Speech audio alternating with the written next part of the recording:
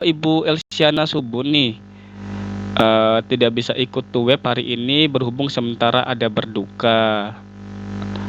Eh, Sabar.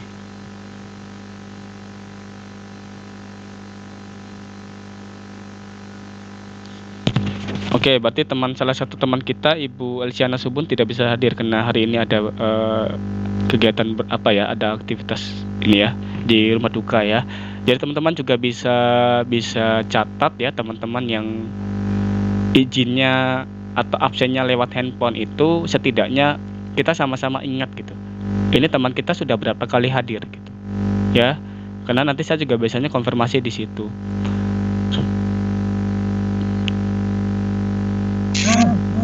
Oke. Baik, selamat siang Bapak Ibu semuanya. Kita langsung saja ke materi kita ya. Tadi sudah kita sedikit basa-basi. Di sini kita rileks saja ya Bapak Ibu. Seperti saya bilang itu kita rileks saja ya. Kita di sini berdiskusi, mengemukakan pendapat ya. Silakan ya. Untuk materi kita ya, kita akan belajar tentang hakikat kemampuan dasar dan perilaku anak usia 3 sampai 4 tahun. Ya, di situ nanti kita akan belajar tentang ilmu-ilmu ya, misalkan tentang pengertian kemampuan dasarnya, kemudian ciri-ciri umum dari anak usia 3 tahun atau 4 tahun itu seperti apa saja ya. Lalu cakupan kemampuan dasarnya apa saja, itu aspek-aspeknya yang akan kita bahas nanti ya sama teman-teman ya, dari aspek nilai agama, moral, kemudian fisik, kemudian kognitif, bahasa, sosial emosional, kemudian terakhir itu seni dan gerak ya. Nah, itu nanti akan dibahas sama teman-teman ya.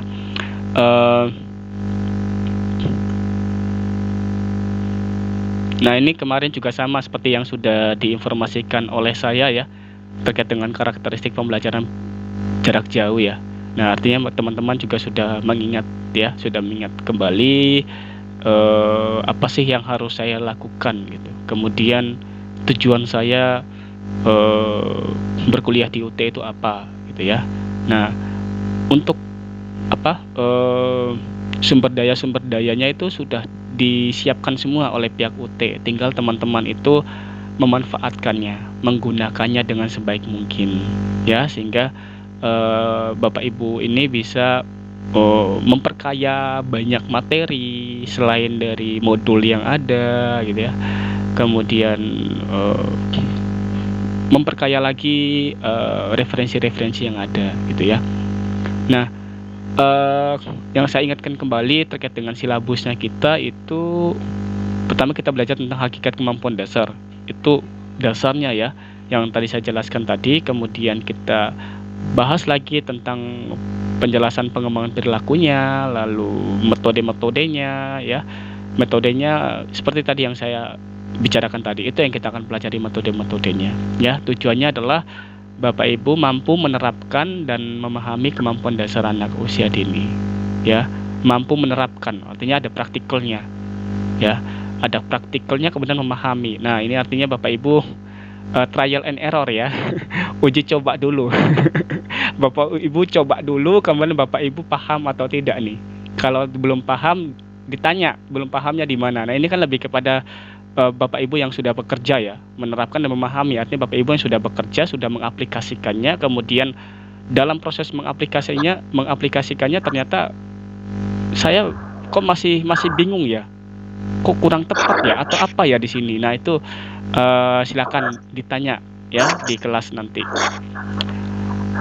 Kemudian pelaksanaan tugas tutorialnya teman-teman sudah tahu ya, bahwa diskusi ya, tugas partisipasi ya.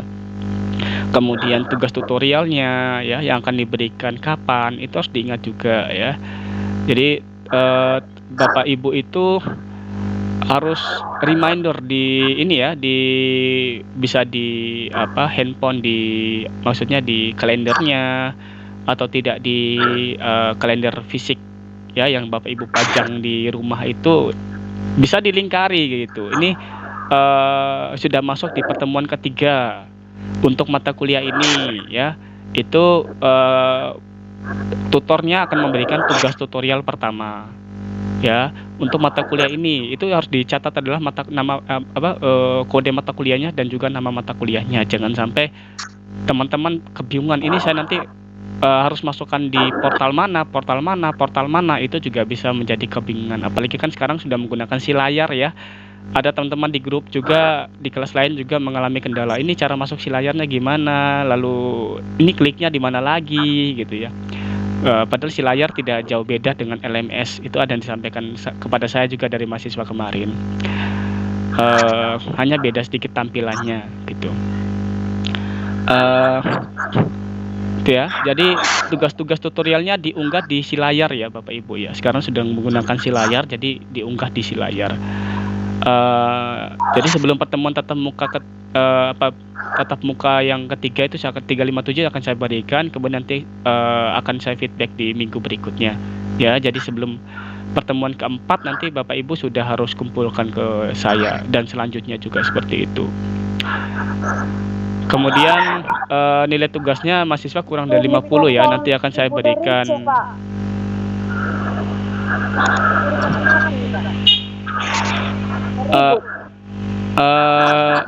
teman-teman yang ini, maksud saya kalau dalam kondisi ada angin atau suara ribut, mohon dimatikan dulu mic-nya sementara waktu.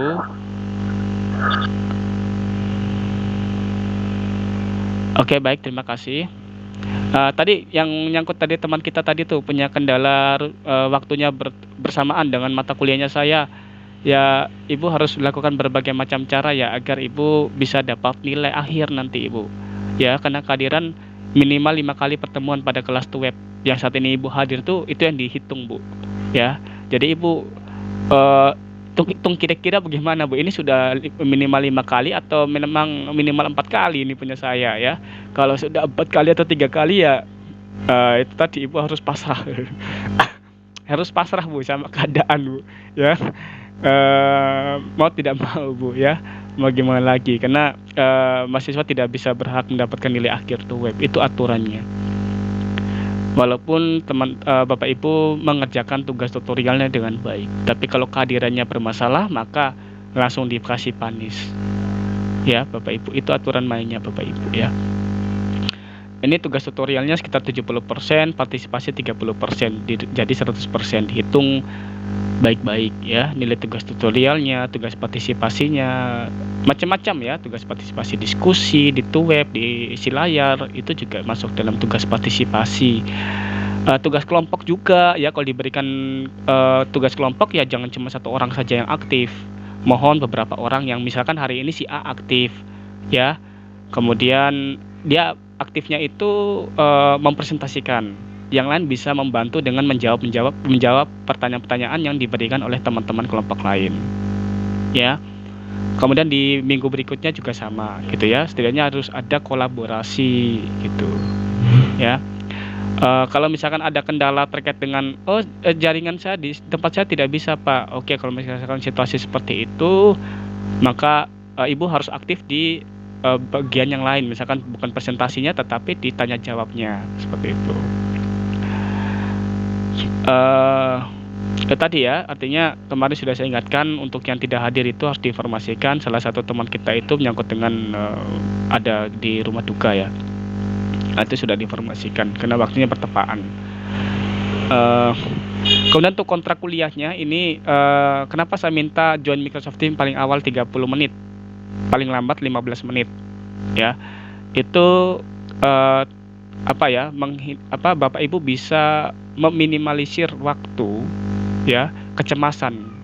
Artinya ketika terjadi error di Microsoft Teams saat Bapak Ibu coba login ya, coba masuk di Microsoft Teams, ternyata terjadi error harus masuk akun. Kemudian ketika Bapak Ibu coba masuk akun ternyata tidak masuk di kelas.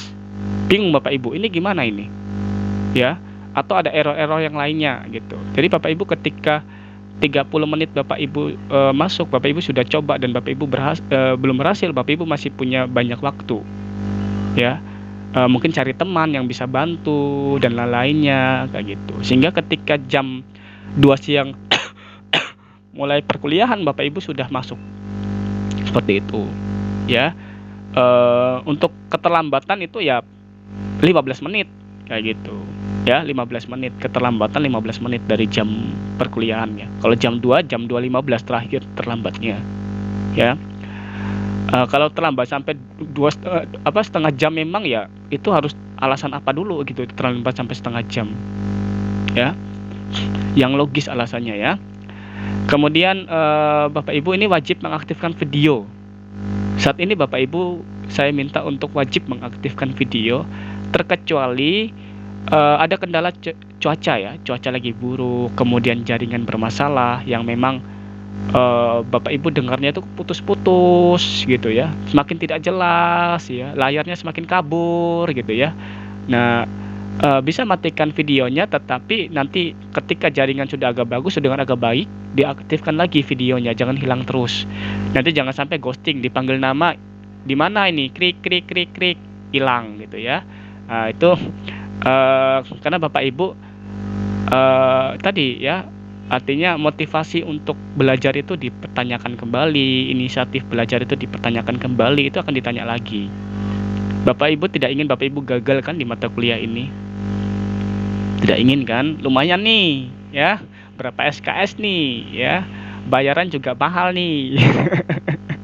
Daripada Bapak Ibu ulang lagi ya, bayar lagi yang dengan dendanya, ya pusing juga ya nyari duitnya gitu ya. Jadi kalau tidak mau pusing-pusing keluar duit lagi, double lagi, ya ikuti dengan baik, patuhi aturannya ya, sehingga Bapak Ibu tidak pusing lagi bulan depan nih gimana nih cari duitnya gitu ya. Kemudian untuk diskusi kelompok yang mengaktifkan audio dan video khusus pada yang berbicara dan menyebutkan nama ya. Saya tidak ulangi lagi, Ibu ini dengan Ibu siapa ya, nanti tinggal langsung saja yang presentasi dengan Ibu ini, dengan Pak ini. Yang bertanya juga sama, nanti mau bertanya kepada teman yang presentasi, sebut namanya ya, sehingga saya bisa ngecek ya. Kemudian Bapak Ibu diharapkan mengenakan pakaian yang sopan berkerak ya, karena ini kan aktifkan videonya, teman-teman lain juga melihat ya, setidaknya tampil rapi dan baik gitu ya. Kemudian mohon untuk menjaga situasi agar tetap berjalan lancar dan kondusif ya. Misalkan tadi kayak dengar wung wung wung gitu ya, atau di angin lewat ya, itu Bapak Ibu sadar juga ya, ini saya lagi di mana nih, saya perlu aktifkan audionya atau saya matikan audionya. Itu harus Bapak Ibu sadari ya. Atau berada dalam lagi video aktif, atau ada penampakan di belakang yang bukan itu dimatikan ya. Jadinya Bapak Ibu juga harus sadari, karena teman-teman juga lihat, PJW juga lihat ya. Jadi bukan hanya mahasiswa dan tutor saja yang melihat, tapi juga dari pusat juga melihat gitu. Kemudian ini untuk tugas tutorialnya Bapak Ibu ya, karena nanti tugas tutorial 1, 2, 3 itu akan Bapak Ibu upload berkasnya ya. Upload berkasnya di laman praktek.ut.ac.id nanti setelah pertemuan ke-8 Bapak Ibu. Jadi Bapak Ibu kalau misalkan yang tidak punya laptop, ternyata pakai tulis tangan, itu kan hasilnya kan nanti kirim ke si layar kan difoto dulu baru dikirimkan. Nah, bukti fisiknya yang Bapak Ibu tulis tangan itu ya, itu jangan dibuang Bapak Ibu, disimpan. Nanti kalau misalkan di saya tidak tersimpan ya, Bapak Ibu masih punya filenya ya. Nah, itu tetapi juga Bapak Ibu simpan juga di ini ya, kalau lewat HP simpan di HP, taruh salah satu folder khusus namanya ya, kalau di HP. Kalau di laptop juga sama, sehingga nanti bisa cari lagi gitu ya, file-file yang sebelumnya bisa dicari lagi. Itu berlaku buat tugas 1 sampai tugas 3 ya Bapak Ibu ya. Tolong jangan dibuang gitu ya. Ditulis nama baik-baik, nama kode mata kuliahnya sama nama mata kuliahnya, dan juga nama tutornya. Jangan sampai salah. Kalau keliru nanti salah upload, nanti diperiksa, wah ini jawaban apa ini, dari kelas mana ini ya. Itu pernah saja terjadi gitu ya. Ini nama-nama teman kelompok ya. Kelompok 1 ya, Ibu Yane sampai dengan Ibu Novrianti. Kemudian kelompok 2 Ibu Matilda sampai dengan Ibu Sebastiana, dan kelompok 3 Ibu Nurul Indarni sampai dengan Ibu Mikaela Uniruron. Nah,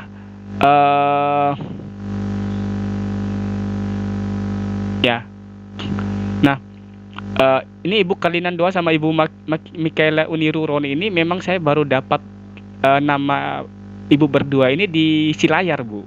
Jadi yang dikirimkan PJW kepada saya ini hanya 27 orang. Yang selain nama dari Ibu Kalina sama Ibu Mikaela itu yang dikirimkan dari PJW. Saya ngecek, saya kaget, oh ada 2 orang lagi gitu. Akhirnya tanya di grup kan. Nah, tidak apa-apa, itu juga mesti mesti disaling cross check. Kemudian untuk tugas kelompoknya sesi pertama ini nanti akan dipresentasikan teman-teman ya. Waktunya akan diberikan adalah 15 menit. Jadi bukan omong cepat-cepat sudah gitu ya. Itu kalau omong cepat kayak gitu ya artinya 2 menit sudah kelar ya. Tetapi dipresentasikan ada contohnya ya, bukan hanya sebatas teorinya gitu ya, sehingga teman-teman jelas gitu. Oh, ini maksudnya gini, oh contohnya seperti ini gitu.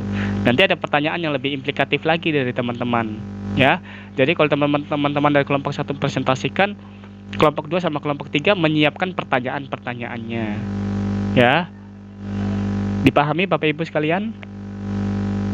Iya, Pak. Oke.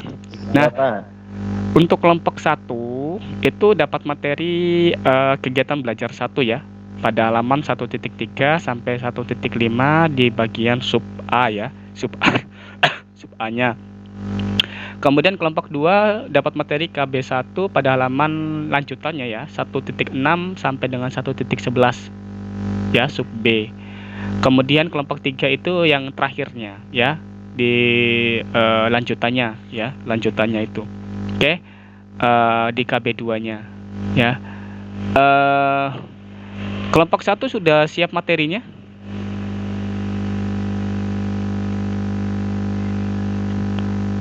Kelompok 1?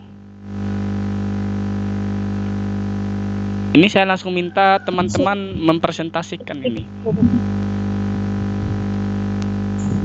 Oke. Sudah Bapak Kirim di grup ya. Aduh, saya lagi tidak ini gabungkan ke WA ya. Ibu bisa presentasikan dari situ biar saya stop presentasi dari sini. Bisa minta tolong teman-teman dari kelompok 1 yang menampilkan materi presentasinya. Saya izin matikan presentasi dari saya ya. Terima kasih.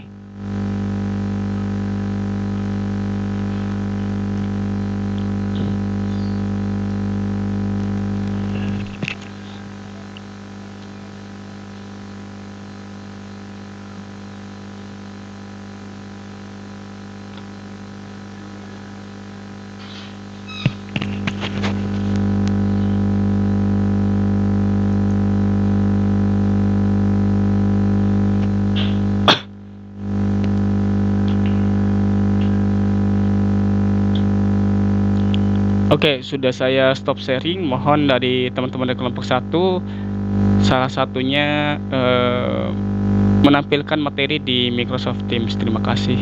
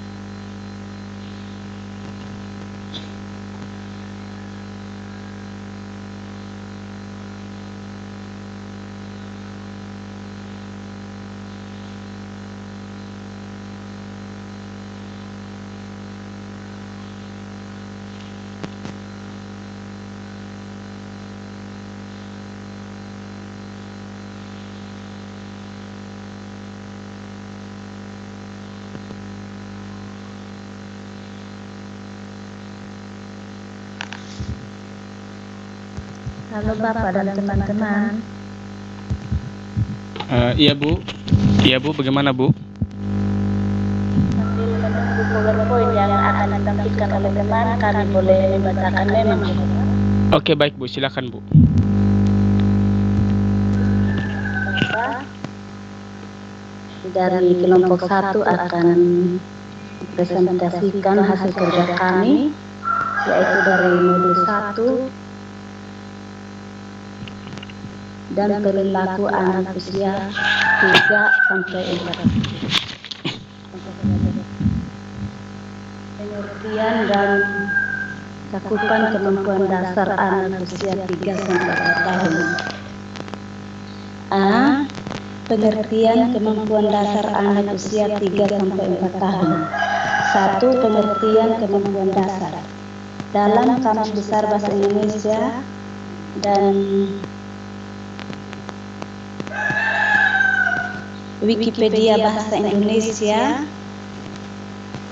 kata kemampuan memiliki arti kapasitas seorang individu untuk melakukan beragam tugas dalam suatu pekerjaan. Dalam website, kemampuan memiliki arti kesanggupan, kecakapan, kekuatan. Pengertian-pengertian tersebut merujuk pada suatu hal yang bisa disebut daya yang dapat dilakukan oleh seseorang untuk melakukan suatu kegiatan atau pekerjaan. Dalam KBBI, website Bahasa Indonesia dan website Kata Dasar memiliki banyak arti, namun arti yang sangat berhubungan dengan kata kemampuan adalah bakat atau pembawaan sejak lahir. Apabila kita berbicara istilah kemampuan dasar dan dihubungkan dengan dunia psikologi, kita akan berhubungan dengan istilah potensi yang dalam KBBI website artikata.com, kata potensi memiliki arti kemampuan yang mempunyai kemungkinan untuk dikembangkan, kekuatan, kesanggupan, daya. Menurut Lubis tahun 1986, potensi sering diartikan sebagai pembawaan sejak lahir atau kesanggupan untuk berkembang yang dimiliki seorang anak manusia sejak lahir. Salah satu hukum perkembangan adalah hukum konvergensi yang dikemukakan oleh William Stern, yang mengatakan bahwa pertumbuhan dan perkembangan yang dialami oleh seorang anak manusia dipengaruhi oleh faktor lingkungan dan pembawaan. Jadi kemampuan dasar atau potensi adalah suatu kesanggupan, kecakapan, kekuatan seorang anak manusia untuk berkembang yang merupakan pembawaan sejak lahir. 2. Karakteristik anak usia 3 sampai 4 tahun. Meskipun anak-anak tumbuh dan berkembang secara unik, mereka mengalami kemajuan melalui rangkaian tahap perkembangan yang bisa diperkirakan. Berikut adalah ciri-ciri umum anak usia 3 sampai 4 tahun menurut Coughlin tahun 1997. Ciri-ciri umum anak usia 3 sampai 4 tahun meliputi bersemangat dan menawan tetapi kasar. Yang berikut mengalami kesulitan memahami hayalan dan kenyataan, mulai memahami bahwa tindakan mereka memiliki dampak dan mulai belajar membuat batasan-batasan. Yang berikut dapat bekerja sama selama sesaat, tetapi kemudian menjadi pengatur dan penuntut. Yang berikut mengembangkan kemampuan bahasa secara tepat atau dari bahasa bayi ke paragraf deskriptif. Yang berikut kerap kali berbicara pada diri sendiri dengan suara keras saat mereka memecahkan masalah atau menyelesaikan suatu kegiatan. Yang berikut permainan mereka bersifat sosial dan sekaligus paralel. Yang berikut memiliki tenaga yang besar tetapi rentang konsentrasinya pendek. Sedangkan ciri-ciri umum anak usia 4 tahun, yang pertama, sering merasa tidak dapat dikalahkan dan siap menerima tantangan baru, Yang kedua, permainannya bersifat kooperatif. Yang ketiga, mulai menunjukkan rasa empati pada orang lain. Yang keempat, menguji batasan-batasan dan merasionalisasikan perilaku mereka. Yang berikut, merasa nyaman berbohong tetapi marah jika orang dewasa ingkar. Yang berikut, rentang konsentrasi pendek tetapi ahli dalam pemecahan masalah dan dapat memusatkan perhatian untuk periode yang cukup lama jika mendapati topik yang menarik. Yang berikut, sangat tertarik dengan tubuhnya sendiri dan orang lain. Yang berikut, menjadi hanyut dengan luka. Yang berikut, memiliki banyak ketakutan dan banyak mengalami mimpi buruk. Yang berikut, mengembangkan keterampilan motorik kasar dan senam fisik yang tidak hentinya, seakan-akan energi mereka tidak ada habisnya. Yang terakhir, mengembangkan kosakata dan menggunakan susunan kalimat yang sempurna serta tata bahasa yang lebih rumit. Untuk bagian yang ketiga, saya minta kesediaan dari teman-teman untuk membacakannya. Terima kasih.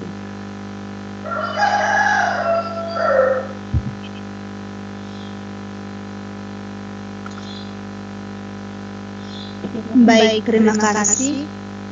Saya akan lanjut bagian ketiga. Pengertian kemampuan dasar anak 3-4 tahun.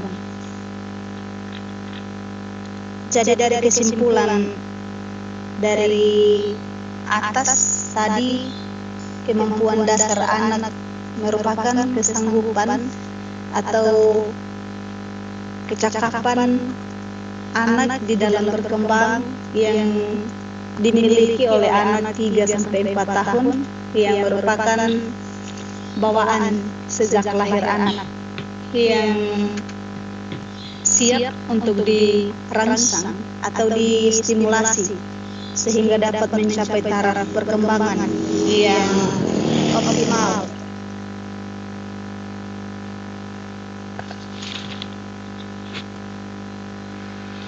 Mungkin hanya sampai di sini presentasi dari kelompok kami. Kalau ada tanggapan, masukan dari teman-teman yang lain, kami persilahkan. Terima kasih.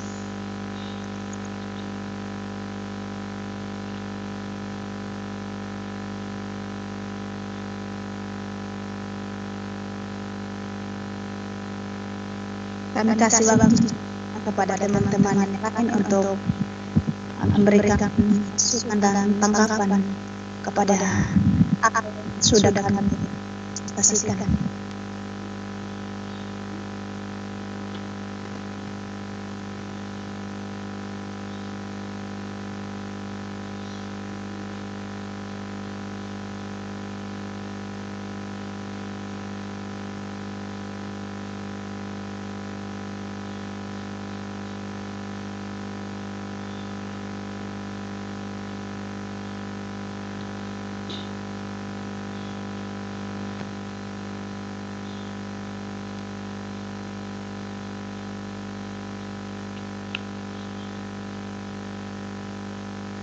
Halo teman-teman, ada pertanyaan atau ada masukan bagiku?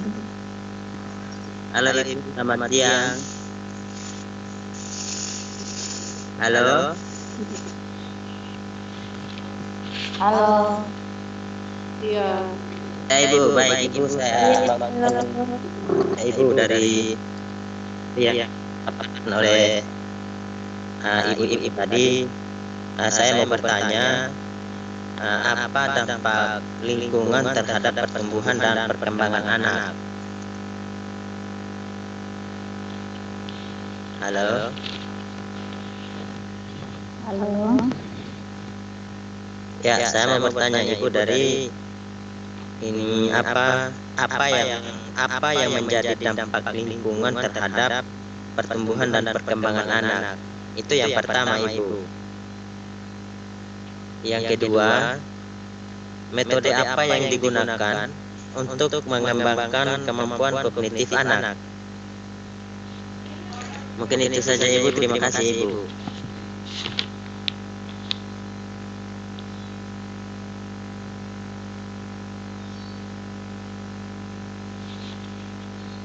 Oke, baik Pak Beni, terima kasih. Mungkin kami akan memberikan penjelasan sedikit tentang apa yang sudah dipertanyakan oleh Pak Wino. Dampak dari lingkungan kepada pertumbuhan dan perkembangan anak itu, kalau menurut saya ada dua dampak, yaitu dampak positifnya dan dampak negatifnya. Dampak positif yang terjadi dari lingkungan, atau mungkin contohnya seperti ketika anak bermain di lingkungan bermain anak, anak itu sementara bermain dengan kawan-kawannya dan saat bermain itu mereka mendengarkan hal-hal atau perkataan-perkataan yang tidak bagus lah. Dan itu mereka bawa sampai ke dalam rumah begitu. Ketika di rumah, contohnya mama suruh mereka minta tolong kepada anak-anak untuk membantu atau untuk mengambil gelas begitu. Dan ketika mereka mendengarkan atau mereka tidak mau dengan alasan tidak bisa, dan kenapa mama tidak suruh yang lain, kenapa harus suruh saya, begitu, karena kata-kata itu mereka dengar dari lingkungan luar dan mereka bawa hingga ke dalam rumah, dan menurut saya itu tidak baik lah, dan itu merupakan suatu pengaruh negatif untuk anak-anak. Dan sebaliknya, pengaruh positif itu mereka juga bisa dapatnya dari luar, bahkan juga dapat di dalam rumah, tergantung dari pergaulan anak-anaknya. Contoh perkembangan atau contoh pengaruh positif terhadap anak. Contoh yang ada di dalam rumah misalnya,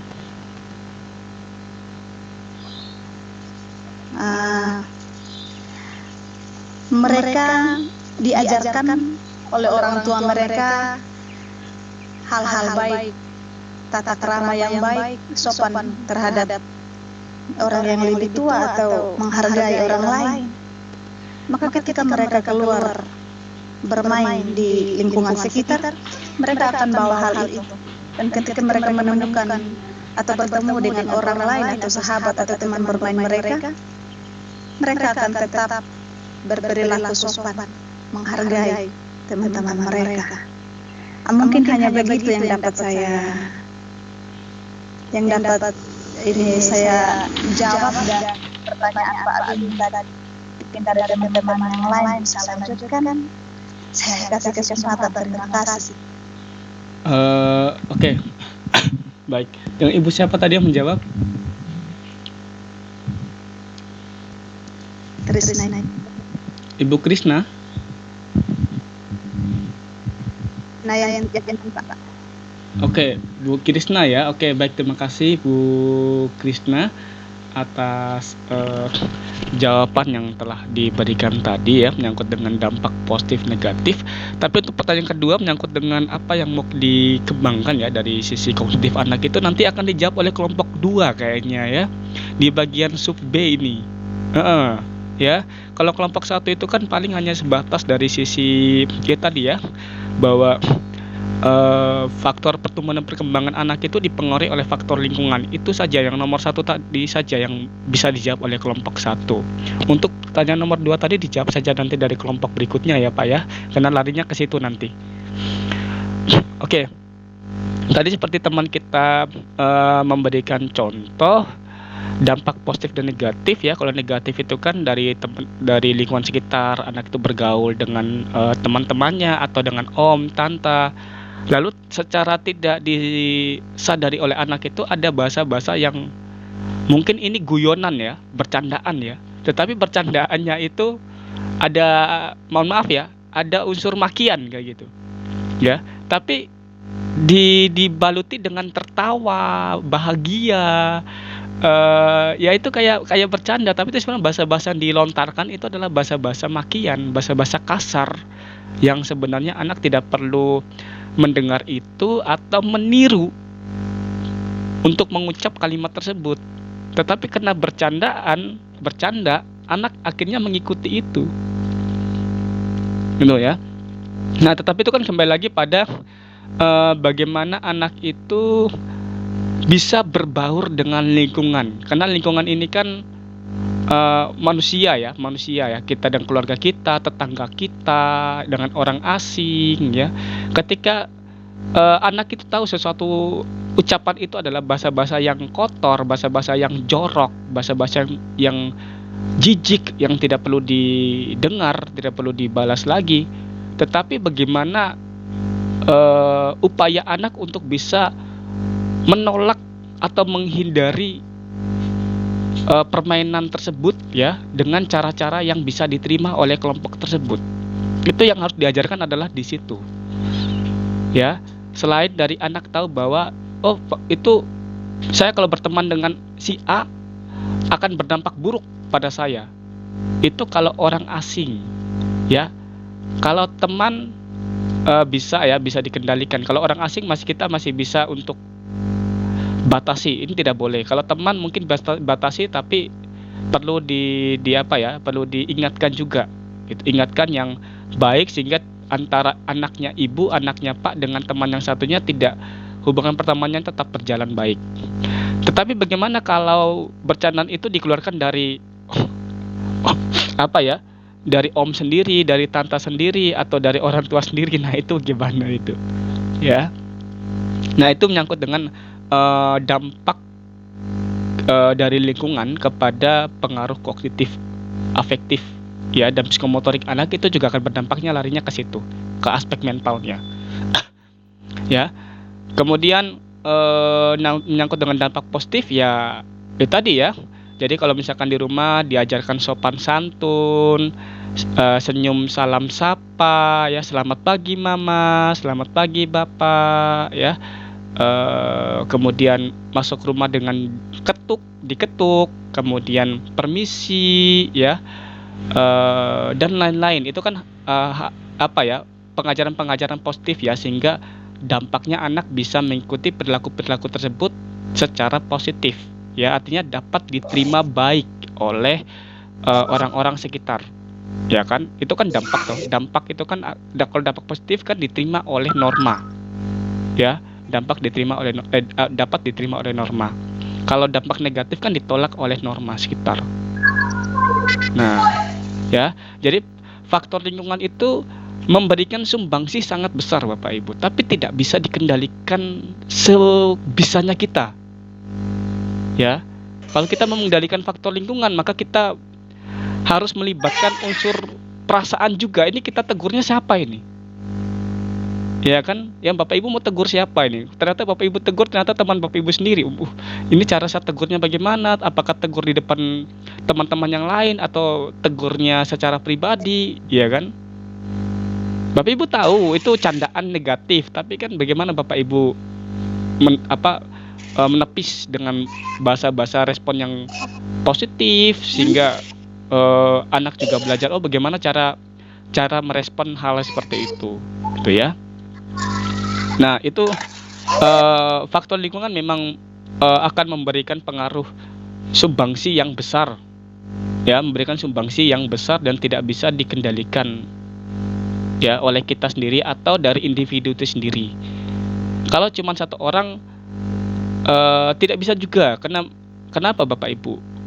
Manusia ini kan memiliki egosentris ya Bapak Ibu ya, memiliki pendapatnya sendiri ya, memiliki penilaiannya sendiri. Tidak bisa kita dengan serta-merta mengatur dia atau mengarahkan dia sesuai dengan apa yang diharapkan oleh dia. Tidak bisa. Hanya sebatas untuk bicara saja. Entah dia terima atau tidak terima dengan saran kritik sarannya kita, ya udah, itu adalah dianya. Itulah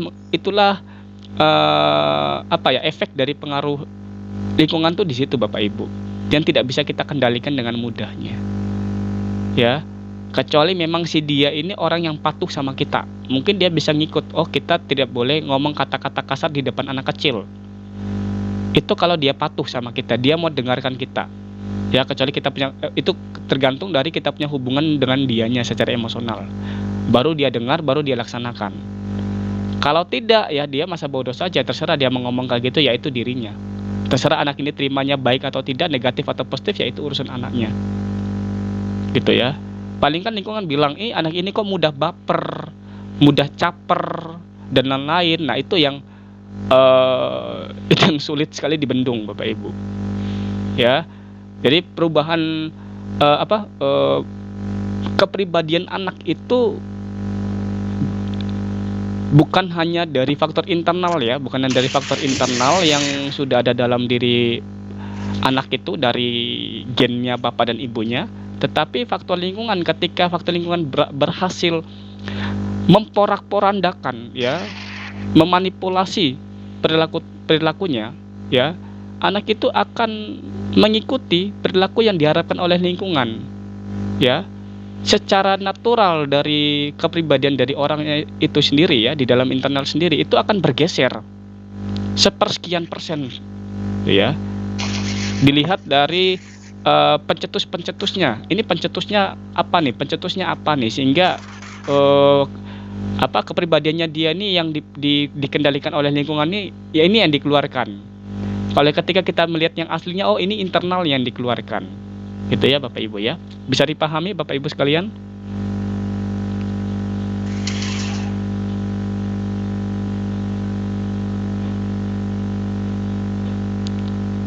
Bisa dipahami Bapak Ibu? Bisa dengar suara saya? Atau putus-putus suara saya dari tadi? Dengar jelas, Bapak. Dengar jelas ya? Bisa Bapak. Oke, saya kira tadi putus-putus suara saya. Oke, baik. Satu penanya lagi atau kita lanjutkan pada kelompok berikutnya agar pertanyaan teman kita tadi bisa dijawab? Bagaimana?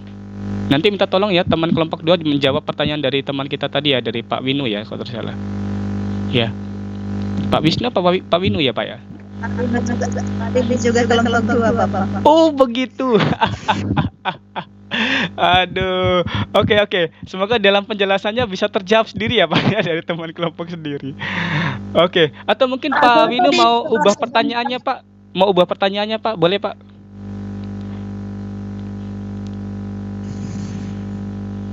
Pak. Ya Pak, silakan Pak. Cukup Bapak. Cukup ya. Oke Pak. Oke baik. Kalau tidak ada pertanyaannya, saya mengucapkan terima kasih kepada teman-teman dari kelompok 1 atas paparan presentasinya tadi. Memang saya masih belum lihat contoh-contohnya, tetapi masih dalam bentuk teori semua nih. Tidak apa-apa. Kita dalam proses memahami dulu dia punya teori ya, tidak apa-apa ya Bapak Ibu ya. Oke baik.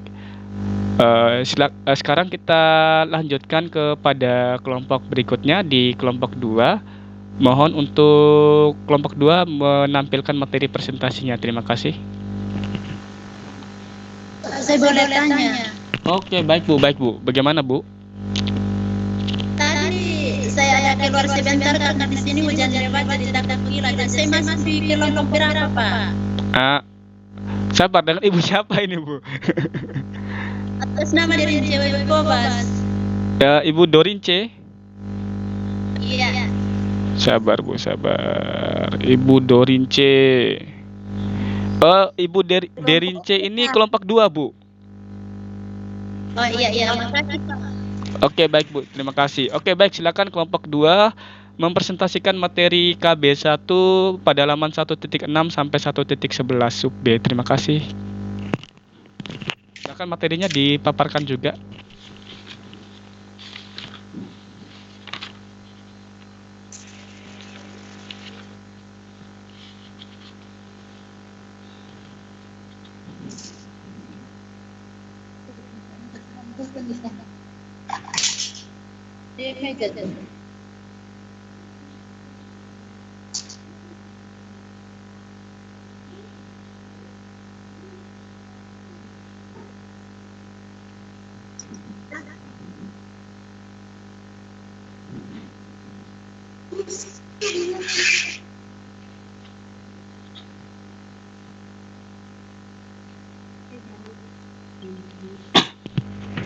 Oke, silakan dipaparkan materinya. Sedang dalam proses ya.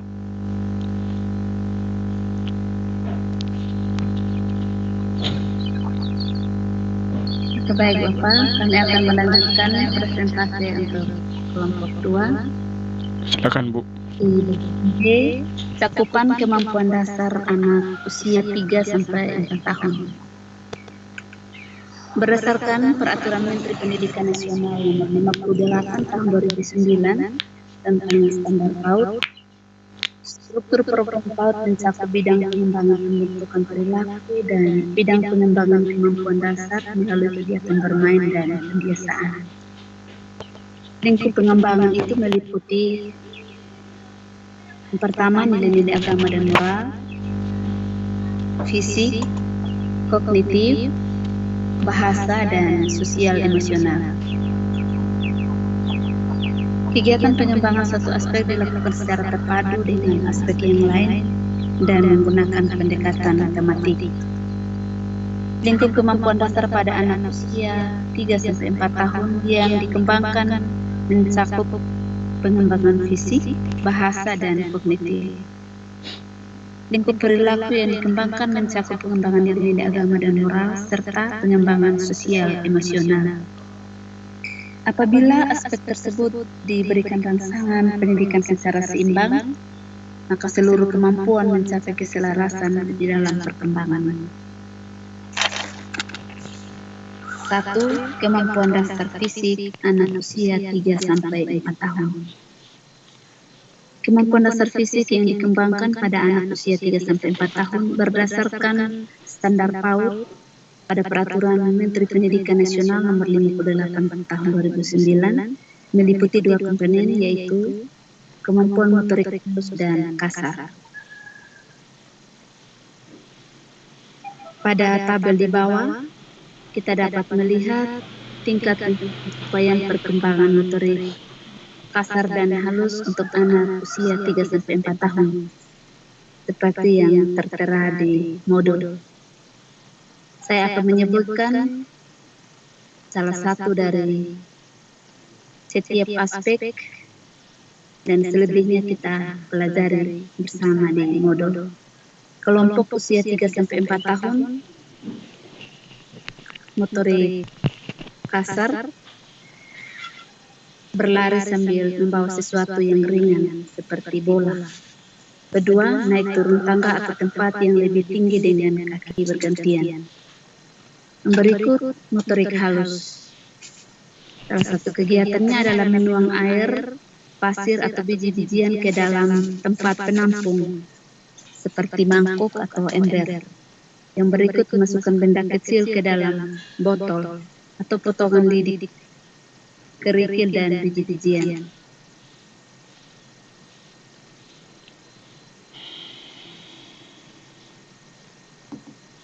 Aspek persepsi motorik. Karakteristik perkembangan untuk anak usia 3-3,5 tahun. Yang pertama, membangun menara dari 9 balok. Kedua, merangkai manik-manik sebesar 1 inch. Karakteristik perkembangan usia anak 3,5 sampai 4 tahun. Pertama, mampu dengan mudah menggunting kertas menjadi 2 bagian. Yang berikut, membuat suatu bangunan dengan berbagai macam hal. Hal senada juga dirilis oleh Carey tentang milestone perkembangan motorik anak usia 3-4 tahun. Milestone perkembangan motorik anak usia 3-4 tahun sebagai berikut. Yang pertama, berjalan, melompat, mulai bisa naik tangga dan naik sepeda 3 roda. Berikut mencoba banyak hal, sangat aktif dan senang menjelajah. Yang berikut dapat membuat lingkaran. Yang berikut suka bermain dengan lumpur, pasir, cat air, dan sebagainya. Yang berikut dapat mulai menyusun teka-teki sederhana dan bermain mainan konstruksi. Yang berikut memakai baju sendiri, tetapi belum bisa mengikat tali sepatu. Yang berikut dapat makan sendiri dengan menggunakan sendok atau garpu. Yang berikut berusaha mandiri dalam penggunaan toilet. Yang berikut tidak lagi mengompol walaupun pada malam hari, terkadang masih mengompol. Yang berikut sangat tertarik pada tubuhnya sendiri dan bagaimana cara kerjanya. 2. Kemampuan dasar anak usia 3-4 tahun. Maksudnya kemampuan dasar bahasa anak usia 3-4 tahun.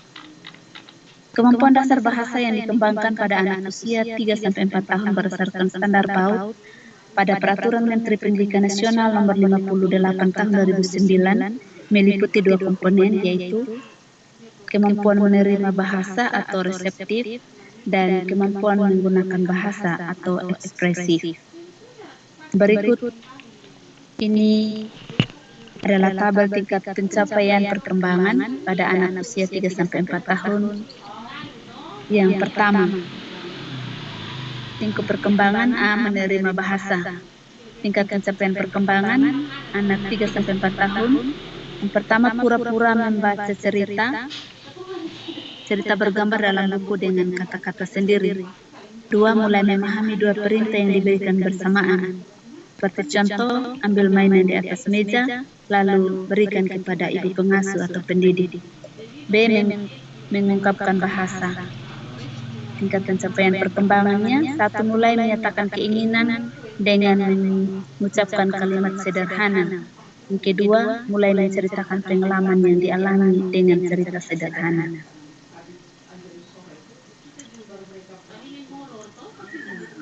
Mungkin selanjutnya akan dilanjutkan oleh teman kelompok.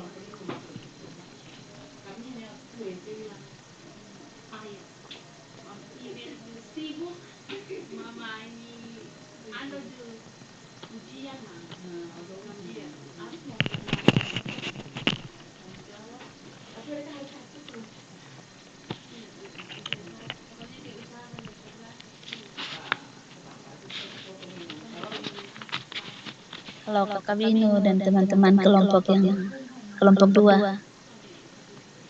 Bisa lanjut di bagian poin 3 kok.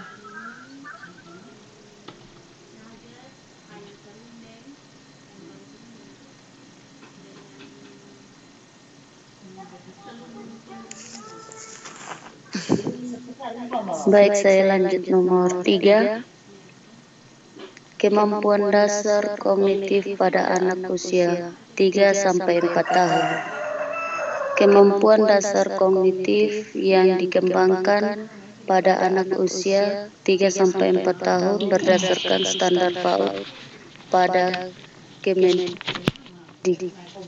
2009 meliputi 2 komponen, yaitu kemampuan mengenal pengetahuan umum serta kemampuan mengenal konsep, ukuran, bentuk, dan pola. Amanat Undang-Undang RI Nomor 20 Tahun 2023 tentang Sistem Pendidikan Nasional pada Pasal 1 Ayat 14 menyatakan bahwa pendidikan anak usia dini adalah suatu upaya pembinaan yang ditujukan kepada anak sejak lahir sampai dengan usia 6 tahun yang dilakukan melalui pemberian rangsangan pendidikan untuk membantu pertumbuhan perkembangan jasmani dan rohani agar anak memiliki kesiapan dalam memasuki pendidikan lebih lanjut.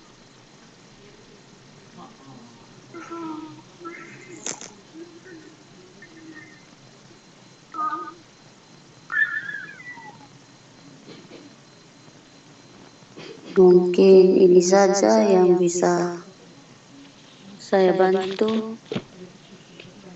Terima kasih.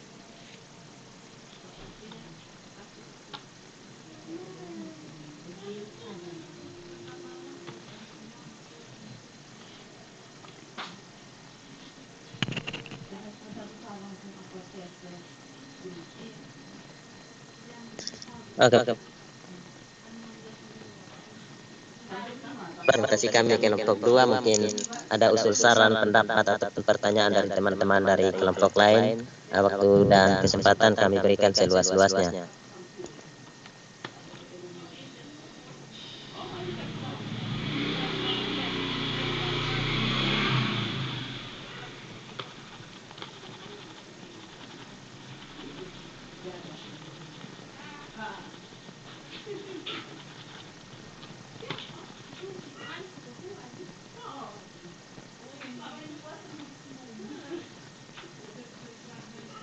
Halo teman-teman, kelompok 2. Ya, Ibu. Saya mau bertanya kepada teman-teman,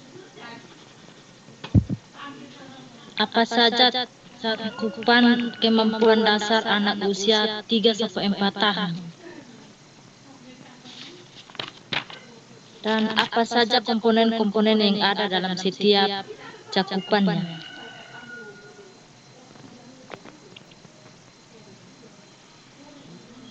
Minta ulang, Ibu. Yang pertama, apa saja cakupan kemampuan dasar anak usia sampai 4 tahun?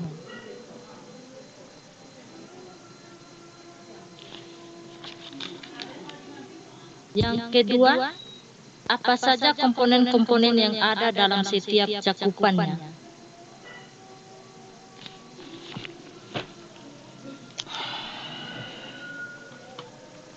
Itu saja teman-teman. Oke, sabar. Ini Ibu Magdalena bilang di layar dia gelap. Saya dari tadi juga belum. Ini saya izin bertanya dulu. Kelompok 2 ada tampilkan materi presentasinya kah?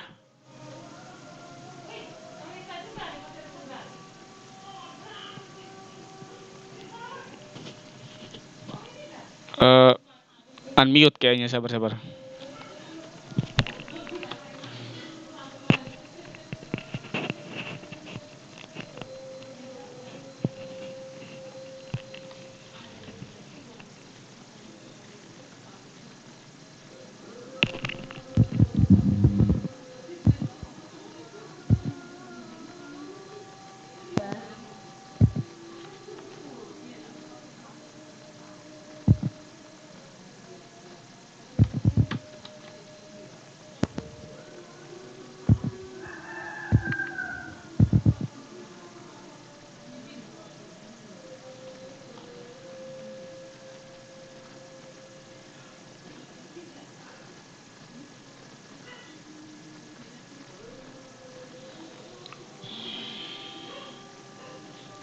Halo.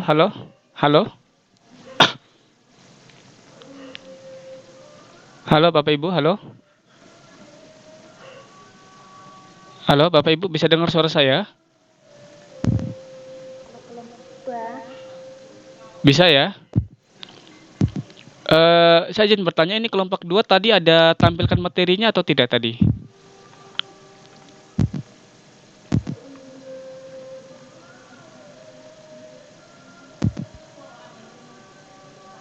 Halo?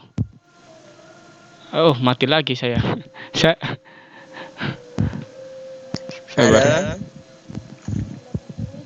Masih bisa bertanya kok? Ya, untuk teman, ya bisa Ibu. Ya. Satu pertanyaan saja boleh. Aduh, ini kacau sekali ini. Bentar. Lanjut kok? Lanjut, Ibu. Ya, terima kasih. Dari saya, cakupan kemampuan dasar anak usia 3-4 tahun adalah kemampuan fisik, kemampuan bahasa, kemampuan kognitif. Pertanyaannya, Berikanlah contoh konkret dari kemampuan dasar dari anak usia 3 sampai 4 tahun tersebut. Kasih Bapak.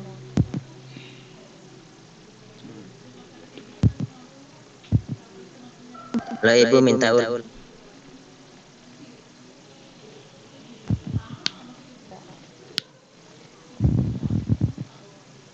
Ada di rangkuman halaman 117 Bapak.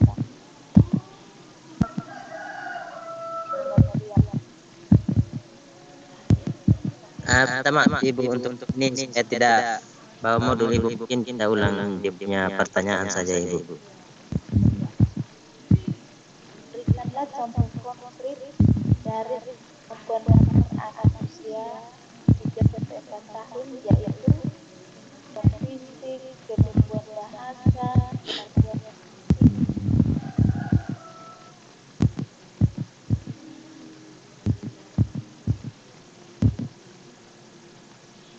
contoh konkret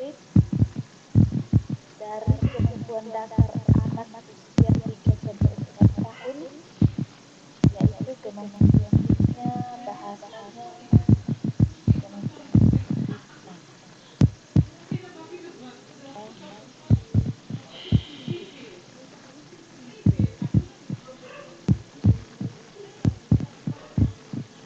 Ya, baik Ibu, terima kasih. Saya mencoba menjawab pertanyaan dari teman yang pertama tadi. Itu komponen apa saja yang ada dalam ini cakupan apa tadi yang dari apa saja cakupan kemampuan dasar daripada anak usia 3 sampai 4 tahun.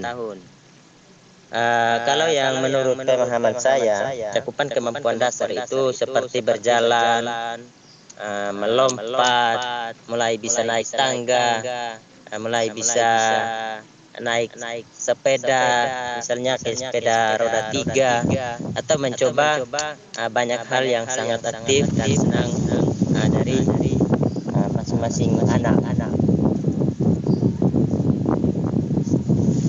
Mungkin itu saja yang bisa saya jawab dari pertanyaan pertama tadi. Terima kasih Ibu.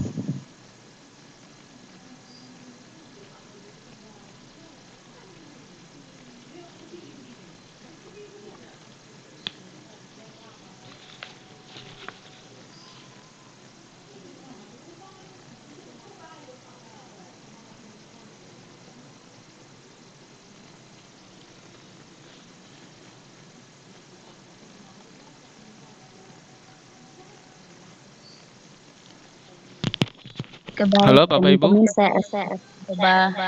Halo Bapak. Ya. Oke, silakan dilanjutkan Bu, silakan dilanjutkan. Saya cuma tes mic saja, ini sudah aktif belum di sayanya. Oke, sudah aktif ternyata. Oke, lanjutkan Bu.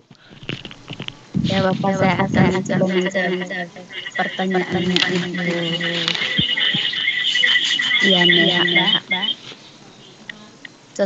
Tentang contoh konkret dari tiga aspek cakupan perkembangan yang tadi, fisik, bahasa, dan kognitif. Contoh konkret perkembangan fisik yaitu ada dua komponen, yaitu komponen motorik kasar dan motorik halus. Contohnya motorik kasar adalah anak sudah bisa naik turun tangga dengan kaki bergantian, atau juga bisa melompat dari ketinggian kurang lebih 20 cm. Juga bisa meniru gerak senam sederhana, atau bisa melompat meniru gerak kelinci, meniru pohon yang sedang bergoyang oleh karena tiupan angin dan sebagainya. Contoh motorik halus, anak bisa meronce, menggunting kertas sesuai pola. Tentunya pola yang sederhana. Minum biji-bijian dan sebagainya. Contoh konkret kemampuan perkembangan kemampuan bahasa.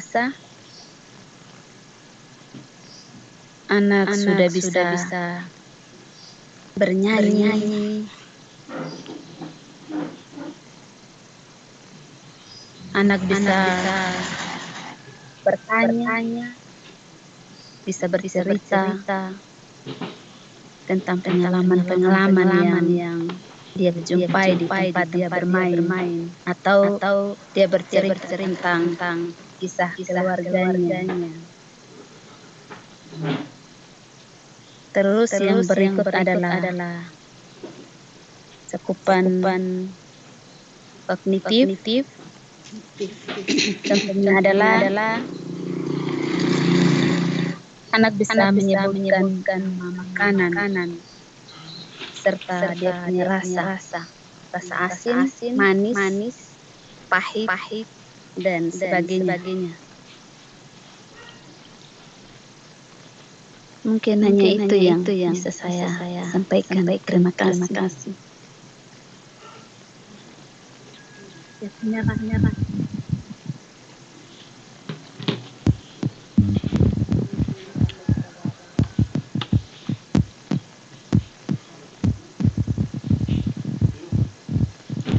Oke, baik. Bapak Ibu bisa dengar suara saya?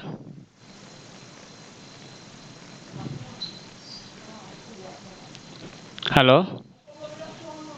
Halo? Halo, Bapak Ibu? Halo? Halo, Bapak Ibu?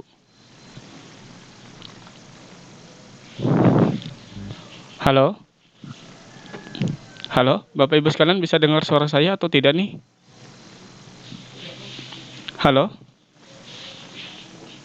Halo?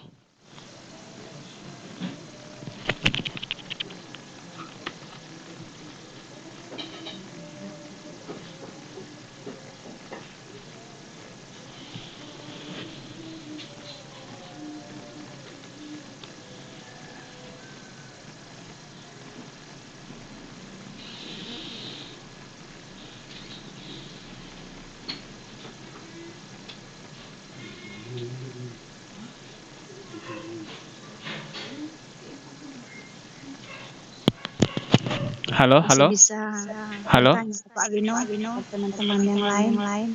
Halo? Halo, Bapak Ibu bisa dengar suara saya? Ya. Masih Bapak. Oke. Bisa, Pak. Oh, bisa ya. Oke. Ada yang mau bertanya lagi? Bapak, satu saja.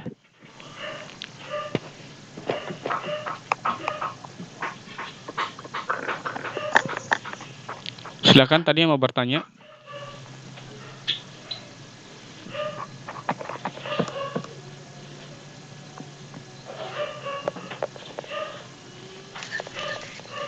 Ada Bapak. Oke, baik Bu, dipersilakan Bu.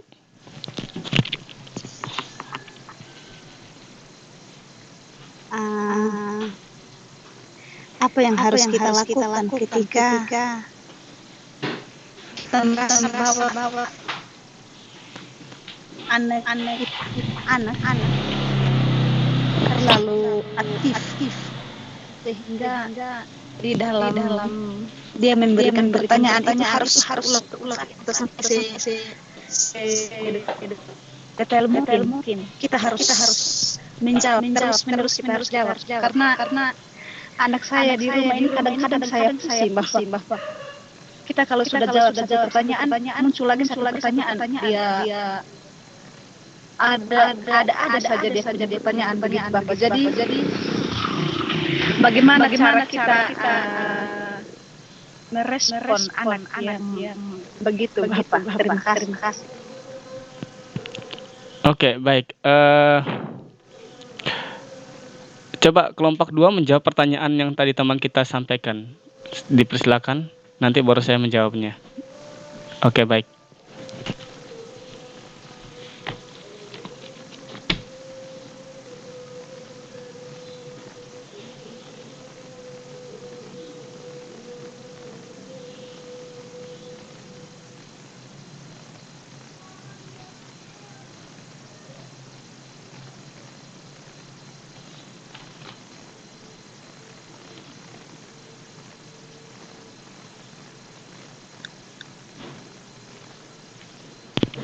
Oke, silakan dijawab teman-teman dari kelompok 2. Saya silakan.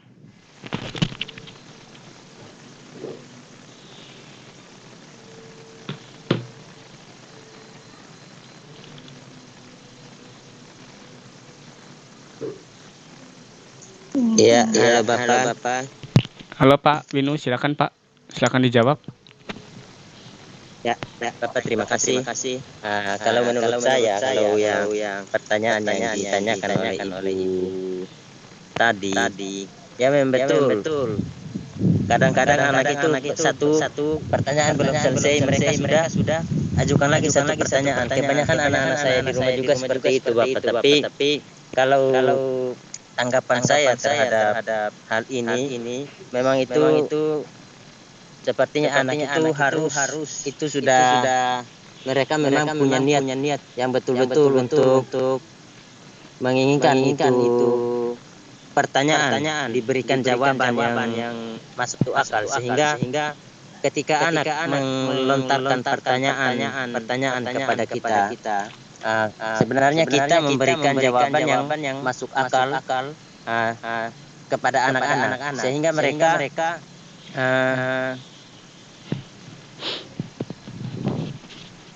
mereka itu merasa puas dengan apa yang kita jawab. Mungkin itu saja yang bisa saya jawab. Terima kasih, Ibu. Oke, baik, terima kasih Pak Winu. Yang lain bagaimana?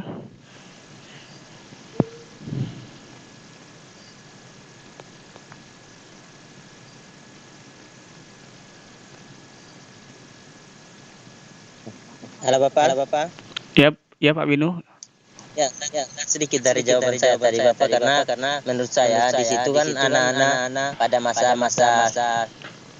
sekarang masa apalagi usia 3 sampai 4 tahun itu kan mereka usia keemasan, sehingga mereka di situ rasa ingin tahunya itu tinggi Bapak. Sehingga kita orang tua kalau misalnya dilontarkan pertanyaan yang bertubi-tubi dari kita anak-anak, kita harus memberikan jawaban yang tepat dan masuk akal. Mungkin itu saja tambahan dari saya Bapak. Terima kasih Bapak. Oke, baik, terima kasih Pak Winu untuk jawabannya.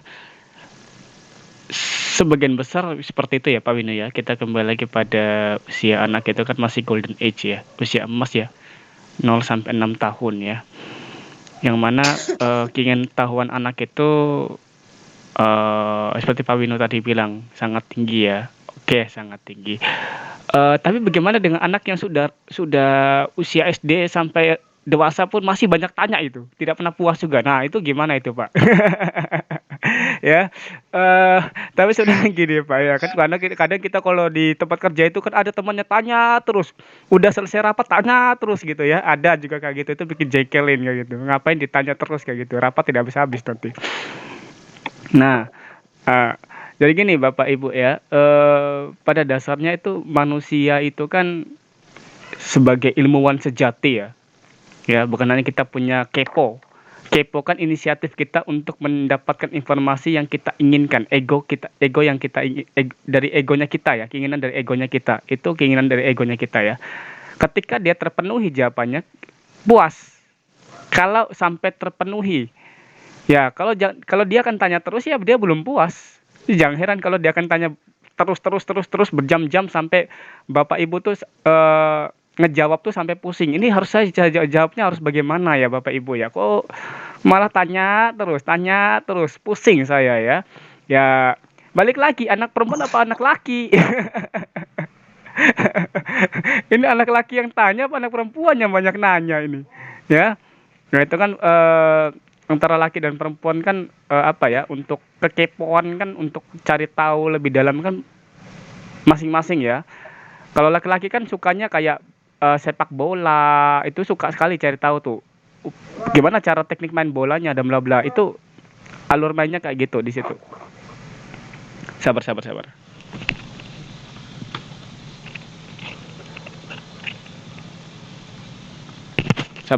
ya, ada tamu soalnya.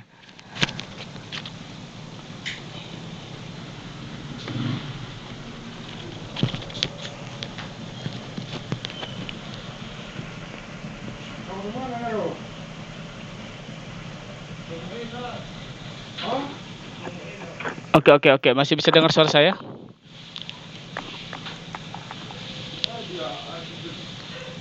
Masih bisa dengar suara saya, Bapak Ibu?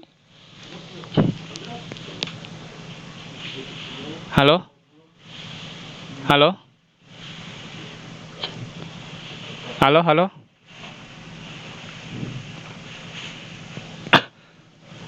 Halo, Bapak Ibu masih bisa dengar suara saya?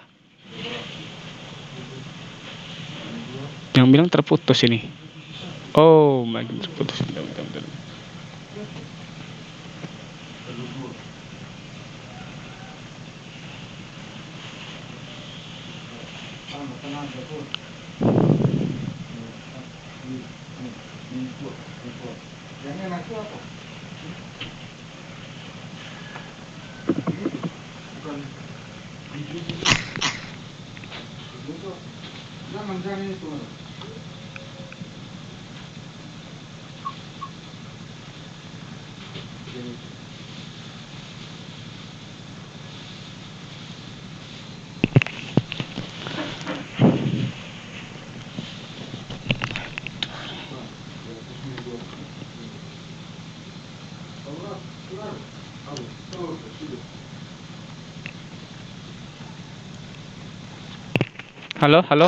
Halo Bapak Ibu, halo.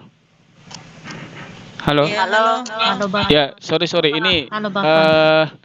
karena ada masalah di apa ya, mungkin agak lemot atau bagaimana, mungkin saya coba klik dari tadi audionya mati hidup agak setengah mati. Tadi ya, kembali lagi perbedaan antara jenis kelamin juga bisa mempengaruhi Bapak Ibu untuk ada keingintahuan inisiatif untuk bertanya lebih dalam lagi. Itu kembali lagi pada anak-anak tuh lebih suka di topik yang mana Bapak Ibu. Nah, sebenarnya kita itu perlu menjawab yang kreatif, kemudian tadi Pak Windu tadi bilang ya, logis ya. Kita jangan melarang anak untuk berhenti bertanya, Bapak Ibu. Ya. Jangan menahan anak untuk bertanya. Biarkan saja anak itu bertanya terus. Ya. Bertanya apa sesukanya dia, apa dalam imajinasi dia, tidak apa-apa. Yang penting cara jawab Bapak Ibu itu kembali lagi dia bertanya soal apa nih? Misalkan bertanya tentang hal yang sifatnya ranah-ranah yang sifatnya seksualitas. Misalkan anggota tubuh ini ditanya, ya kan? Ketika ditanya anggota tubuh kan kita tahu anggota tubuh yang sensitif ya, yang ada unsur seksualitasnya kan. Nah, itu perlu kita hati-hati juga dalam menjawabnya. Ya kan, kita tidak mau ketika kita menjawab jawaban A, anak akan tanya yang lebih aneh lagi. Wah, ini gimana cara jawabnya nih? Ya, kita menjawab yang vulgarnya atau jawabnya yang tidak vulgarnya ya. Nah, itu yang perlu kita hati-hati ketika anak itu bertanya soal anggota tubuh. Biasanya kalau anak masih kecil itu kan akan bertanya, ya kan? Pak, Bu, kok saya punya ini ya? Kok yang satunya tidak punya ini ya? Dan tanya yang aneh-aneh kayak gitu. Nah, kadang-kadang kita menjawabnya ini kita perlu jawab yang sesuai dengan teorinya, yang logisnya, atau kita jawab yang sesuai animasinya. Ya, sebenarnya untuk pilihan-pilihan jawaban itu Bapak Ibu harus terbiasa berdiskusi juga sama teman-teman gitu ya. Berdiskusi sama teman-teman sehingga ada jawaban yang bisa diterima oleh anak. Tapi kita kasih batasan juga gitu, kasih batasan. Cukup ini saja yang perlu Ade tahu. Cukup ini saja yang perlu anak tahu. Ya, selebihnya nanti kamu akan tahu sendiri. Tapi untuk umurnya kamu, umurnya adik, umurnya anak, cukup tahu segini saja dulu. Selebihnya jangan dulu dicari tahu. Gitu ya. Nanti kita kasih ada batasan juga gitu. Boleh anak bertanya, tapi ketika kita ngejawab, kita akan bilangnya, ini batasan kamu, Nak. Bapak Mama bisanya jawab segini. Tolong dipahami dulu. Ya. Anak harus belajar untuk mencerna informasi, Bapak Ibu ya. Anak harus belajar mencerna informasi, ya. Kalau kita ngejawab langsung ditanya lagi, wah ini berarti informasi yang kita kasih belum dicerna, ya. Di sisi lain, kita harus terbiasa berdiskusi sama anak, Bapak Ibu, ya. Berdiskusi sama anak, ya, sehingga anak itu terbiasa dengan kosakata yang kita ucapkan, Bapak Ibu, ya. Terbiasa dengan kosakata. Kalau anak terbiasa dengan bahasa-bahasa daerah, bahasa-bahasa kampung, ya artinya anak akan memahami dengan ketika orang tua tanya bahasa kampung, cara jawabnya dengan bahasa kampung. Dia akan mengerti dengan itu. Tapi kalau digunakan dengan bahasa Indonesia ya yang baku, anak juga pasti akan kebingungan. Ini apa ya tadi? Saya belum ngerti, dia akan tanya. Ya, itu tergantung dari apa ya, kosakata ya, kata-kata yang Bapak Ibu berikan ya, atau tata bahasa yang Bapak Ibu berikan kepada anak-anak gitu ya. Setidaknya jangan yang tinggi-tinggi amat ya, di apa ya, diturunkan ke bahasa anak. Sehari-hari itu mereka ngomongnya bagaimana, anak bicara sama kita tuh sesampainya sampai di mana yang kita ngerti, ya. Kosakatanya sampai di mana gitu. Jadi kita berusaha untuk bisa memahami, tetapi untuk pengulangannya, kata-katanya mau kita ucapkan itu kata-kata yang jelas, ya. Jangan anak ucapkan tidak jelas lalu kita balas yang tidak jelas. Nah, makin akhirnya anak terbiasa dengan itu tadi, nanti untuk apa, pengucapan bahasanya makin tidak jelas juga nanti karena dia terbiasa dengan yang tidak jelas itu tadi, ya. Jadi kalau anak jawabnya tidak jelas, maka kita harus jawab dengan jelas. Ya, nanti anak juga akan belajar dengan sendirinya, ya. Jadi Bapak Ibu juga bisa berikan batasan ketika anak menanyakan hal yang sifatnya sensitif, ya. Kalau hal yang sifatnya tidak terlalu sensitif, silakan anak bertanya lalu menjawab dengan yang sebatas-batasnya saja, sebatas usianya, ya Bapak Ibu ya, sebatas usianya. Oke. Terima kasih atas paparan presentasi dari kelompok 1 sama kelompok 2. Terima kasih banyak. Silakan terakhir kelompok 3 untuk presentasikan. Terima kasih.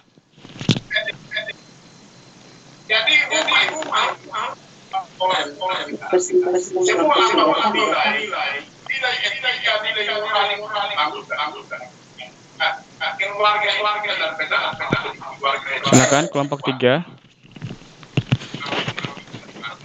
Di modul 1.16 KB2 dipersilakan.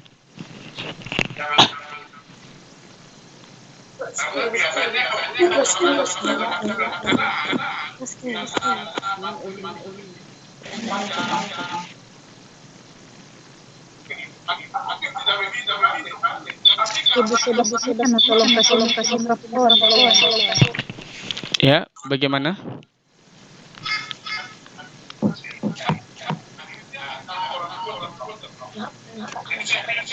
Bagaimana? Silakan kelompok 3 presentasikan materi.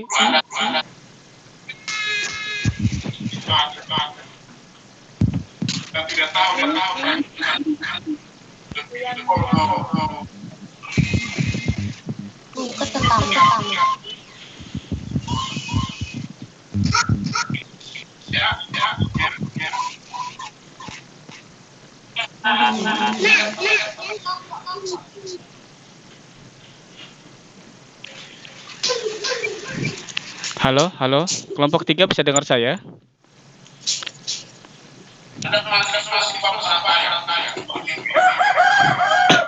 Halo?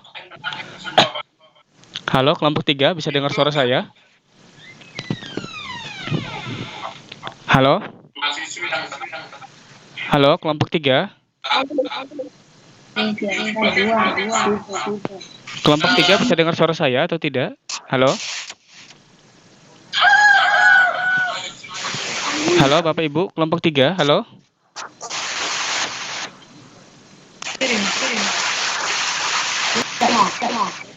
Yang kelompok 3 ada di sini? Halo? Halo, Bapak Ibu, dari kelompok 3 ada?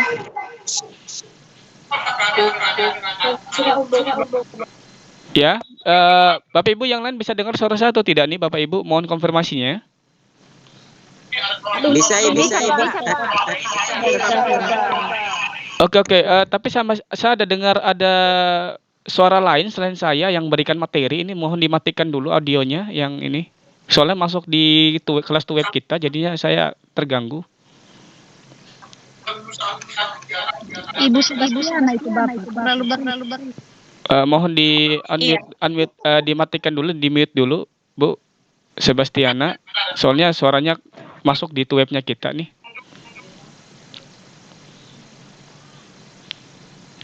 Oke, baik. Terima kasih. Ini aja ya, biar saya yang langsung simpulkan saja semuanya ya Bapak Ibu ya. Oke, Bapak Ibu sekalian, untuk materi kita hari ini ya, tadi teman-teman kita tadi sudah jelaskan dari eh, pengertian dan cakupan kemampuan dasarnya itu apa saja ya, dari kata kata arti kata kemampuan ya. Kemampuan ya. Kemampuan itu adalah suatu bakat atau pembawaan sejak lahir ya. Anak-anak itu memiliki kemampuan-kemampuan yang harus Bapak Ibu bisa munculkan kemampuan mereka ke permukaan Bapak Ibu. Ini kan anak-anak ini kan ibaratnya mereka emasnya masih tenggelam Bapak Ibu. Ya. Bagaimana cara Bapak Ibu memberikan stimulasi? Ya tadi ya, stimulasinya macam-macam ya. Tadi kayak berlari sambil membawa sesuatu yang ringan, bola, itu stimulasinya adalah bola. Ya, kemudian tangga itu kan sebagai stimulasinya, ya naik turun tangga. Kemudian membangun menara, ada menaranya. Jadi dibuat untuk membangun menara dari 9 balok ya. Ada baloknya. Jadi diminta untuk membangun menaranya ya. Dan lain-lainnya itu stimulus-stimulus itu diberikan kepada anak-anak ya, sehingga anak-anak itu bisa tahu, oh kemampuan saya di sini gitu ya. Saya suka di bidang ini kayak gitu. Jadi anak-anak itu akhirnya mencintai aktivitas itu ya, mencintai pekerjaan itu, dia geluti dengan sangat baik. Itu menjadi skillnya dia, jadi keterampilannya dia, jadi kemampuannya dia, ya. Nah, sehingga kita bisa tahu, oh ternyata kemampuan anak ini di sini, ya. Dia bisa berlari, oh jadi pelari dia, ya. Atau membangun menara dari 9 balok, oh ini bisa jadi arsitektur ya. Jadi orang bangunan ya dan lain-lain ya. Itu kita bisa bisa lihatnya di situ. Oh, dari kemampuan-kemampuan ini bakat minat anak di sini nih. Atau dia suka bermain dengan lumpur. Oh, kita tinggal perkirakan saja. Oh, kalau bermain dengan lumpur tuh olahraga apa ya? Permainan lumpur atau apa ya, dengan bisa dibangun apa ya, satu karya yang bisa bisa menghasilkan suatu karya yang bernilai gitu ya.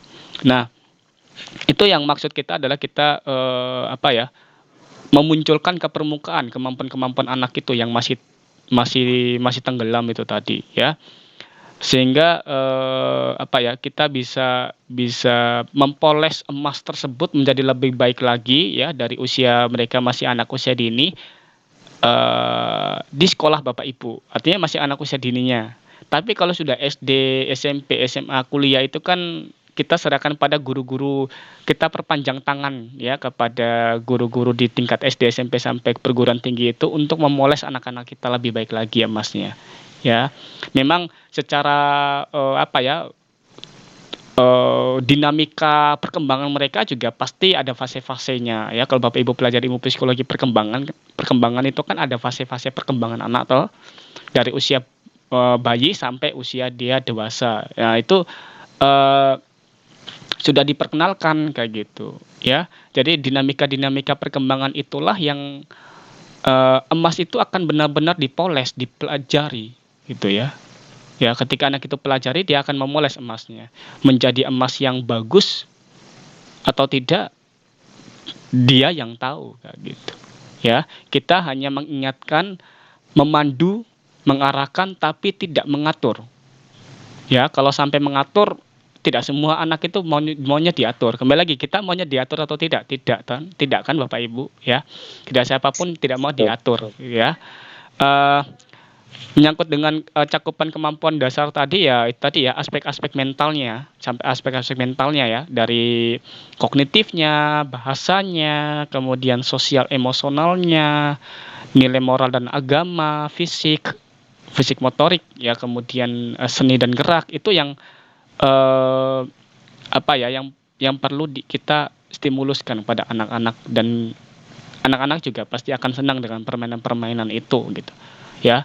Itu kalau untuk anak-anak normal ya, beda dengan anak-anak disabilitas ya. Mereka punya punya punya teknik sendiri untuk cakupan-cakupan ini bisa kita tingkatkan ya, agar kemampuan mereka tadi itu bisa kita tahu. Oh, ternyata anak autis dari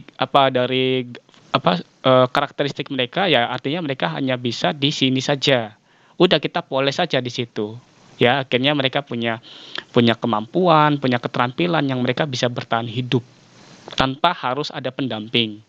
Tujuannya kan di situ. Ya, tapi kalau anak-anak yang normal itu kan tujuan kita juga sama ke situ ya, tapi kita juga hanya sebatas sebagai sebagai penuntun saja, tapi kita tidak mengatur. Eh, Ketika hal itu sudah kita laksanakan ya, cakupan kemampuan dasar tadi, dari kemampuan itu kita perlu tahu perilaku-perilaku anak itu tadi ya. Perilaku itu kan suatu kegiatan atau aktivitas ya yang ditampilkan oleh anak ya, baik perilaku overt ya dan juga perilaku covert ya. Perilaku overt itu perilaku yang dapat diamati oleh kita, memukul, kemudian berlari ya, tendang ya, kemudian lain-lainnya ya. Itu yang bisa kita lihat secara panca indera kita, mata kita ya. Kemudian kita dengar juga ya, kata-katanya, tutur katanya ya, itu kita bisa tahu, oh, anak ini punya perilakunya baik, perilakunya tidak baik ya kan. Nah, ya, jadi satu perilaku itu yang kita akhirnya bisa menilai anak ini. Kalau dia menggunakan bahasa-bahasa kasar, kita cari tahu lagi, ini belajar dari mana ini, ya kan? Belajarnya dari mana ini? Ya, akhirnya kita tahu bahwa sebenarnya anak itu belajar adanya stimulus dulu, ya. Anak itu kan ibaratnya tabula rasa ya, Bapak Ibu ya, kertas kosong. Jadi yang ajari mereka ya orang tua, opa omanya, tetangga sekitar, itu yang akan memberikan stimulus. Ketika stimulus itu diberikan, ada respon di dalam pikiran ya, pikiran individu itu sendiri, kemudian akan direspon ya. Ketika dikelola di dalam pikiran itu ya akan direspon. Itu namanya dikelola dalam pikiran, itu organismenya.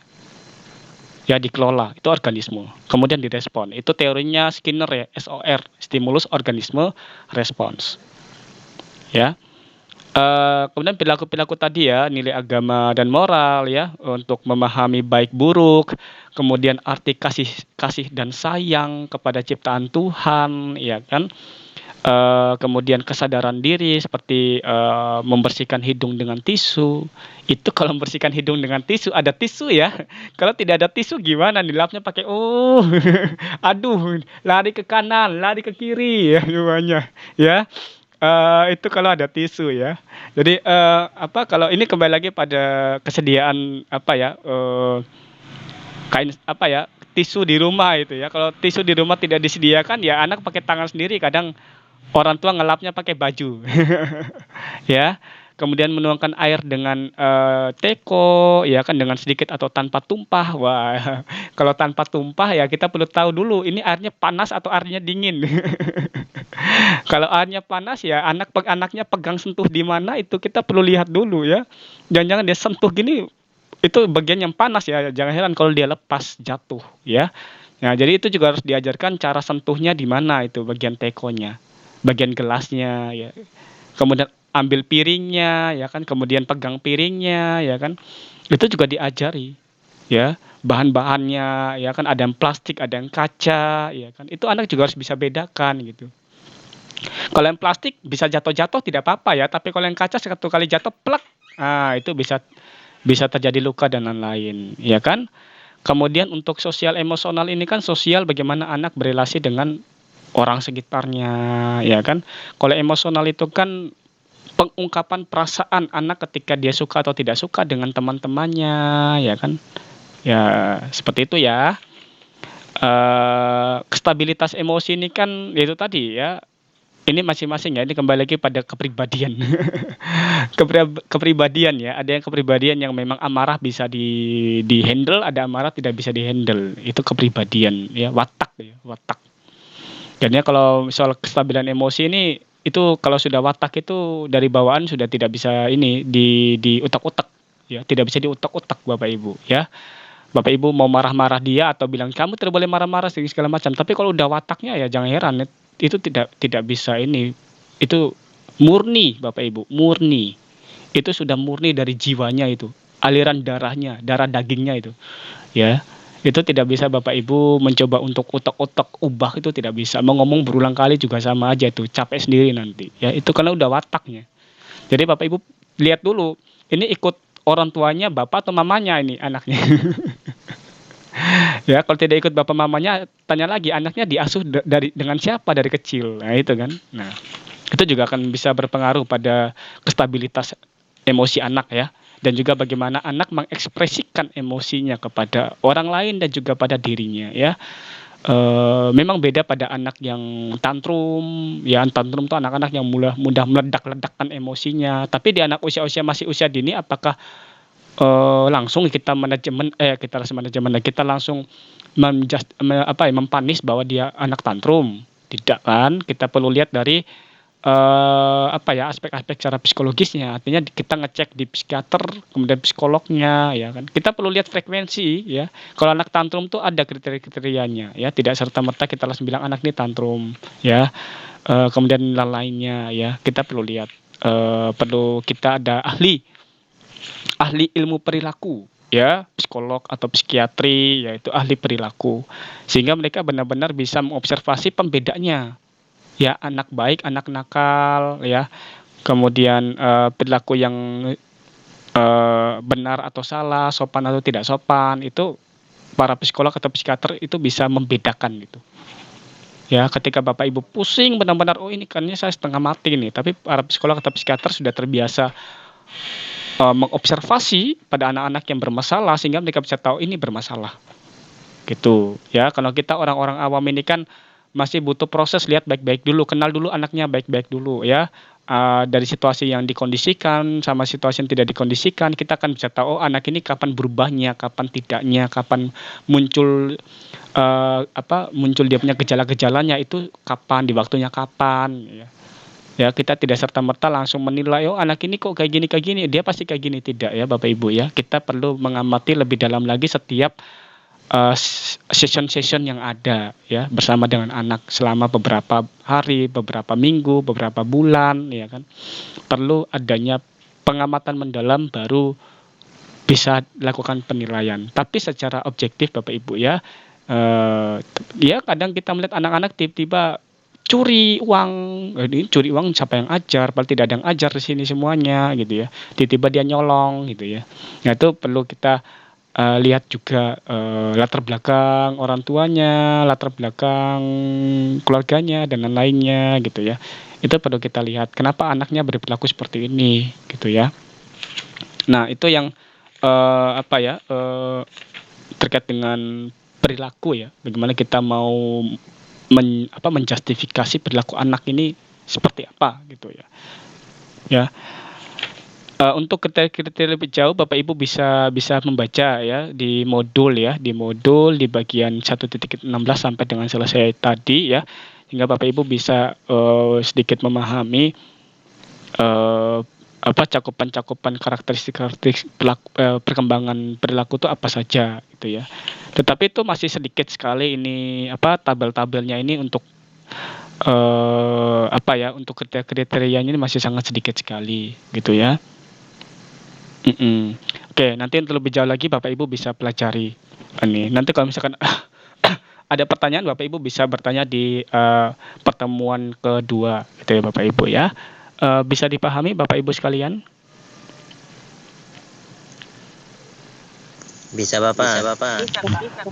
Oke, baik Bapak Ibu, sekarang sudah jam 4 sore tepat ya Bapak Ibu ya.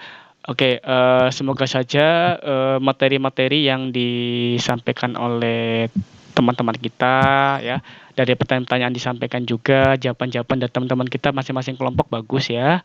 Tadi kelompok 3 saya juga kurang tahu kenapa coba konfirmasi tapi belum ada respon atau mungkin ada kendala-kendala lainnya. Semoga saja di minggu depan bisa di-fix kembali ya. Bisa di-fix kembali sehingga bisa baca ini kelompok 3 siapa aja gitu ya. Kelompok 2 siapa saja, kelompok 1 siapa saja sehingga tidak saling bingung-bingung nanti ini siapa yang harus ketampilkan, siapa yang tidak harus tampilkan kayak gitu. Ya. Untuk presentasinya saya rasa sudah baik ya. Tadi juga teman-teman juga sudah mengusahakan dengan sangat baik. Lalu Pak Winu juga sudah menjawab pertanyaan-pertanyaan dari teman-teman juga baik dan memberikan pertanyaan dari teman-teman lain juga sudah baik. Terima kasih banyak atas keaktifannya, partisipasinya ya. Untuk daftar hadir jangan lupa tetap diisi ya Bapak Ibu ya. Soalnya saya lihat masih sedikit ini. Dan jangan lupa untuk sebentar kita screenshot dulu ya sebelum menyelesaikan materi ini.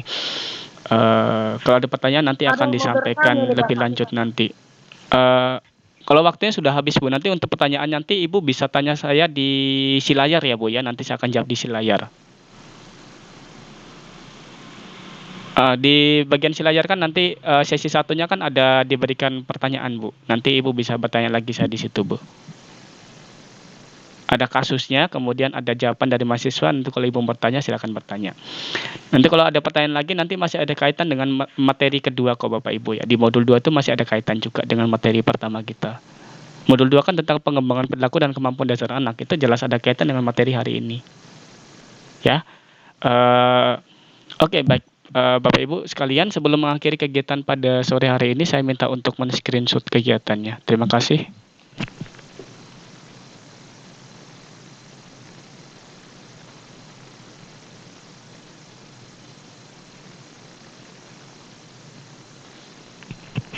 Oke, baik Bapak Ibu sudah di screenshot?